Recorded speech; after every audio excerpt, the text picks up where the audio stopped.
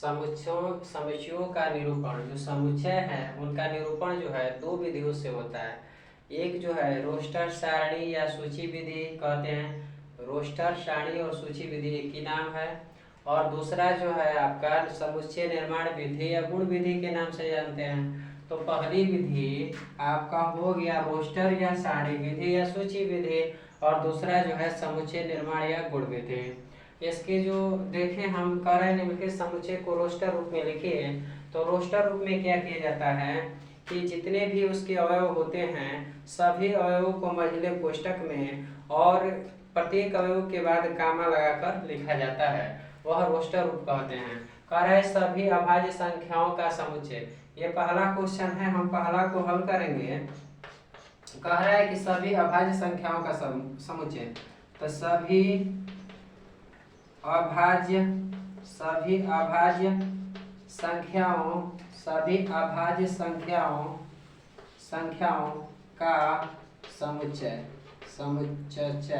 तो देखेंगे कि सभी जो अभाज्य संख्या होती है उसको हम ये जो है अभाज्य संख्या भी होती है जो स्वयं से कटे और नहीं तो स्वयं से कटे, एक के अतिरिक्त स्वयं से कटे।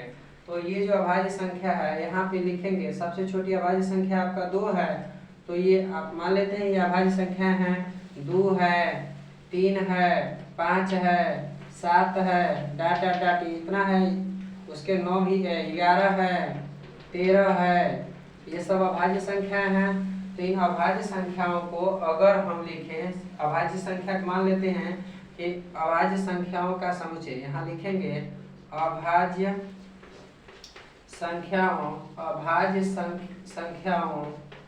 का समुच्चय।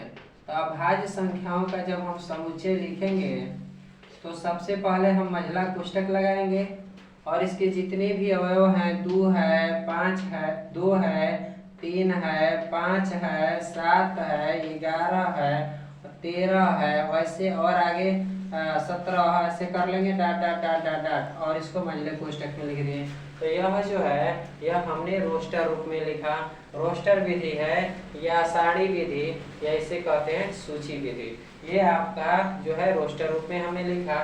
और दूसरा क्वेश्चन कह रहा है निम्नलिखित समुच्चयों को रोस्टर रूप में लिखिए। A = x such that x एक पूर्णांक है तथा इसका जो x जो है ना वो पूर्णांक है, लेकिन उसका मान -1 से बड़ा होना चाहिए या इसके बराबर हो और 9 से छोटा होना चाहिए। तो यहाँ जब हम लिखेंगे इसको तो इसको रफ कर देते हैं।